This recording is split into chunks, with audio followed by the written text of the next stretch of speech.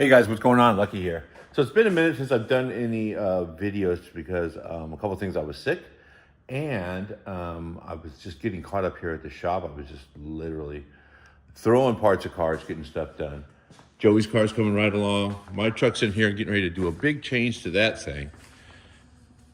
The Butternuts is here. I, since day one, have been chasing a rattle in this thing. Before the turbo, ever since I put it together, I've always had this rattle. While you're driving, you hear a little harmonic vibration. There was a video that I posted. I think I didn't put it on YouTube. I'll include it right here. I had Joey hop in the back and just start pushing on panels and stuff to find out where that rattle was coming from. A couple things I've done is I've taken out the bench seat sitting right over there. Picked up a couple of bucket seats and put them in there. The bucket seats are coming apart more and more. They're original bucket seats. I'm going to have my guys over at 714 Motorsports reupholster those to match the rear seat and the front seat. Here's a quick peek of that. I think I did a video and put it on social media, but I'll put it here on YouTube also. So I have those basically reupholstered to match this. Anyway, so I've been hunting down this rattle. This is what I did, hunt down the rattle. Took out the whole interior. Okay, I left the headliner in. I was hoping it wasn't like a headliner bow rattling on the roof. Luckily, it was not. Out with the back seat, still rattled. Out with the trim panel on one side, still rattled. Out with the trim panel on the other side, still rattled. Out with the actual window pieces and each screw that holds all those together, still rattled. This is a molding that goes on the driver's side rear on top of the window sill right there, interior or inside piece. I made this a while ago. I'll show you why I had to make this one. I actually still have the original one because it is original. And I used it as a pattern. Here it is right here. This is pretty typical of these things to just rust away like this. I mean, the whole car is like to rust away. So this thing is super fragile, so I gotta be a little bit careful with it. Oops, bent it. Anyway, so that's what the original one looked like. And there's the one that I made for it. Pretty darn close, rolled the edges, did dimples for the screws. I think I got it all pretty close. And reduced this down just a little bit to make it match pretty well. This one I did that so that it would slide right in, and it fits perfectly. But we thought it was this piece. This is made of a thicker metal too. But I thought it was this piece, and it ends up it was not. I actually did some shrinking stretch on this when I put the whole thing together. I put a little preload into it, a little bow, so that when I tightened it down, it literally like kind of had a little load to it to stop it from potentially rattling. But either way, it wasn't that. It's fun talking about it though, but it wasn't that. I ended up thinking, oh, you know what I think it is? There was a piece in here that I probably could replace it, but this is the hinged panel that goes between the seat, the rear seat back, and the floor. It bolts to the floor, and it folds up and down like this when the seat is up. And it has piano hinges that bolt to the back of the seat and to the floor. So when it's in its closed position, it's right there. So I was thinking, you know what, maybe this thing is not bent at all, and maybe the rod inside here, the hinge pin, was rattling, or potentially the rust right there, because I never did replace this piece.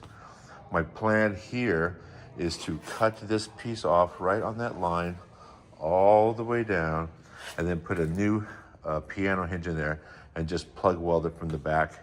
If I have to spot paint it or send it back out for powder coating, I can do that. This is all powder coated stuff now.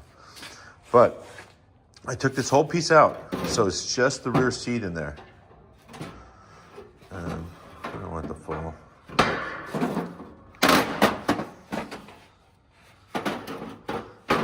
That seems safe.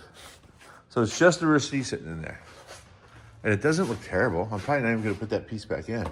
I did grab some boom mat and put it in there and rolled it over the edge, and it goes all the way down under the seat.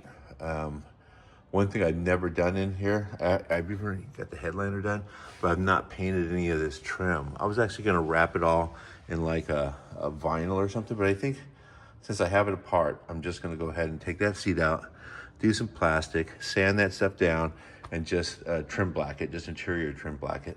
You don't really see that much of it. Took out, like I said, all the panels. This is a little service port I made to be able to do the fuel pump.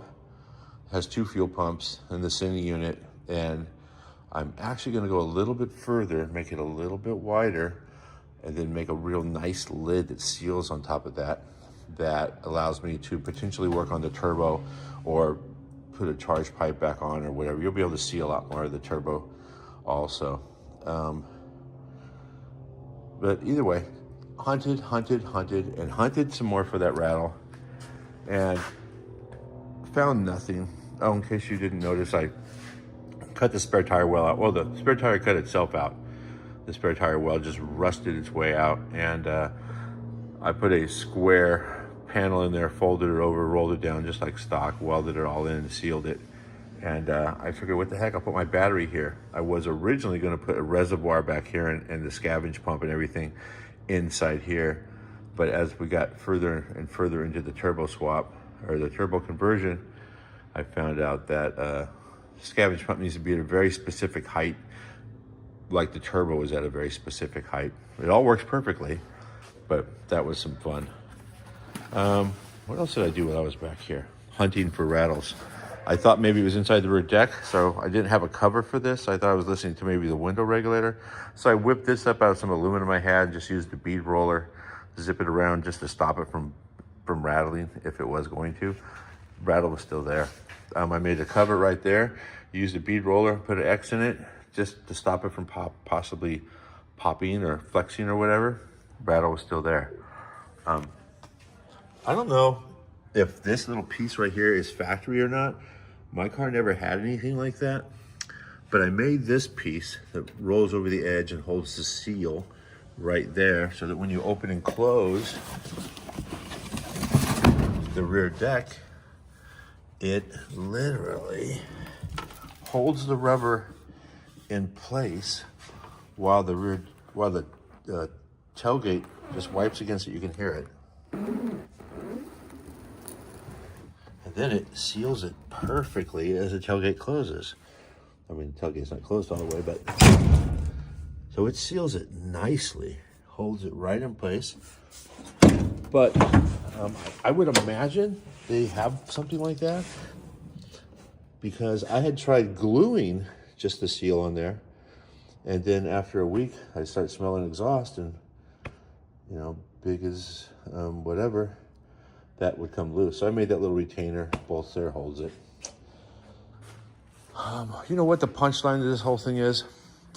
Underneath all of this, in the back, behind the back seat, I've already put a piece of boom mat to cover it. But underneath that hinged panel, and behind the back seat, so we wouldn't even see it. And the reason I couldn't barely hear it is because it was all encased in material and stuff, was this one panel right here, just bolted to the hump behind the floor. That's all it was, just that one panel. And the only thing that was underneath that one panel is the factory printed circuit or strip, wire strip, that would come from the driver's side over the passenger side that ran the tail lights and the brake lights and stuff like that. Just a little power strip. I actually took it out the other day. Did I throw it away angrily, or did I file it in trash? Let me just look. Yeah, there it is right here. The original, I guess that's just wire strip, but they had been cut and pinched and I don't know what, and it was just stuck in there, and pushed off into a quarter panel. And then in addition to that, this was still bolted to the car. And if you want to know what the rattle sounded like, it sounded just like this.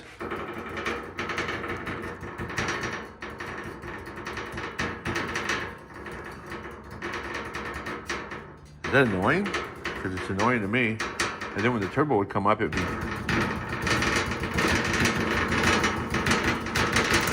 and it'd be bump. And like I said, I was hunting that down for probably the last year. Took the entire interior apart. Had my buddy riding in the back, holding on for dear life as I was simulating real world driving conditions. But luckily, I found it because I just drove this thing around the other day, or yesterday, with no interior in it, not even the seat base, which is here. And it's nice and, well, it's louder now. Obviously, there's no panels. But I was planning on taking it all apart anyway, like I said, to paint that trim, and in addition to that, to use some boom mat on the rest of the floor. With the exception of a small area in the back where I want to do a door, which will be boom matted too. But I love this DEI boom mat. I use it on pretty much every product, every vehicle I work on, every project. And I use that. I have a big, giant, heavy steel roller that helps do the install. There it is right there. It's just heavy. They make a wooden one and a plastic one. That just happens to be the one I have. But yeah, problem solved. I'm pretty happy with that. I have some rubber mat that I'm going to lay on the rear. More weight in the back of this car, the better it launches. It has a 34-gallon stainless tank with the dual pumps that I got from Rock Valley Tanks. And that is like 200 pounds full. A little more weight in the back. This thing is an absolute blast to launch in. You would think with the turbo in the back there'd be some lag, and there is some lag, but you know what? You can hold the brake, spool it up. You take off, by the time you get through, I want to say 15 feet, 10 or 15 feet, it's making boost, and it is a blast. I will include a couple of those launch videos in here too, along with some remnants that may or may not have occurred while I was in Mexico once or twice. But other than that, I did just detail it. So,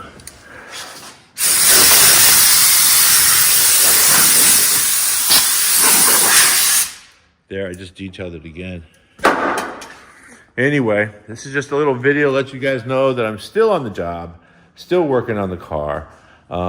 Very soon, most likely it's Friday today. Most likely next week, I want to have my friend's truck up on the lift. This is taken to another shop. They did a ton of work. He spent a ton of money on it. And unfortunately, no part of it is cool. I guess the frame's broke in the back. The welding was subpar. The battery goes dead. Somebody went through a accessory store and just bought every gadget they could find and stuck it all over the dashboard and everything. I mean, there is just lots of sketch going on here. And I think this is like a third row seat out of a Suburban or something. Doesn't look comfortable. I'll sit in it and see if it is. It's still a 6-speed. And here's another thing. You spend $50,000 or $60,000 on a car, you don't expect to see, oh, they forgot to seam seal the roof, but whatever. Budget bill, apparently. None of this is right. That's wrong weather strip. Not installed correctly. Maybe the door. No. I don't know. There's just lots of fit and finish that isn't right. Like I said, you put anything in the bed, falls right through. I think it's just a matter of time before you slam that seat back. Oh no, that's a backup camera, which, is it just to watch the stuff blow out of your bed? Doesn't seem like a good place for that. It has some neat components on it, but maybe if they were tight. I mean, when you find cool original ones of these, you don't want to lose them. Either way, wiring is sketch. Anyway, we'll be doing more videos on this as we go along. But for now, the wagon is back, going back together. I'm waiting on another order of boom mat, and then I'm going to do some of the boom mats, their thermal shield. around the gas tank. I'll put the car up on the lift so you guys can see that. And that's about it, really. Anyway, thanks for watching, you guys. Don't forget to like, subscribe, and share. Stay safe out there. Can't stay safe? Don't get caught. See ya.